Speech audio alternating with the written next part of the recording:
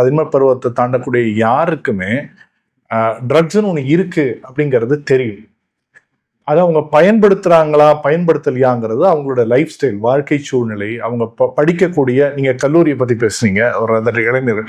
நான் சொல்றது, பள்ளியே நீங்க எந்த சூழல்ல வாழறீங்களோ அந்த ஸ்கூலோடைய என்விரான்மெண்ட் என்ன, நீங்க எந்த ஏரியால இருக்கீங்க, உங்களோட லைஃப் ஸ்டைல் என்ன, உங்களோட நெட்வொர்க் என்ன, உங்க அப்பா அம்மா யாரு, இந்த சூழலை பொறுத்து 12 வயசுல இருந்தே இது எல்லா பழக்கங்களும் மாணவர்களுக்கு, பெண் குழந்தைகளுக்கு, ஆண் குழந்தைகளுக்கு, வளரிளம் பருவத்தில் இருக்கிறவங்களுக்கு, அந்த டீனேஜ்ன்னு சொல்ற அங்கிருந்தே வந்துருது.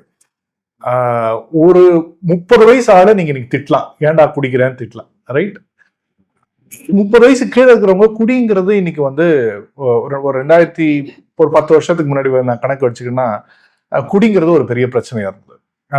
இப்போ கூட சமீபத்தில் ஒரு நல்ல நகைச்சுவை நடிகரை இழந்தோம் நம்ம, பிகாஸ் ஆஃப் குடிப்பழக்கம் தான். நமக்கு எல்லாருக்கும் தெரியும். இரங்கல் தெரிவிக்கிற அதே நேரத்தில் குடிப்பழக்கத்தால் நல்ல கலைஞர்களை கண்ணுக்கு எதிர்க்க இழந்துட்டு வரும். ஆனா இன்னைக்கு ஜென்ரேஷன்ல பீக்ல இருக்கக்கூடிய யாருமே 15ல இருந்து ஒரு 30 வயசுக்குள்ள இருக்கிறவங்களுக்கு ஏதோ ஒரு வகையில போதை பழக்கம், நேரடியாக போதை வஸ்துக்கள் ஆர்கானிக்காவோ அல்லது சிந்தட்டிக்காவோ பழக்கம் இருக்கின்றது. இதுதான் என்னுடைய தனிப்பட்ட அனுபவம்.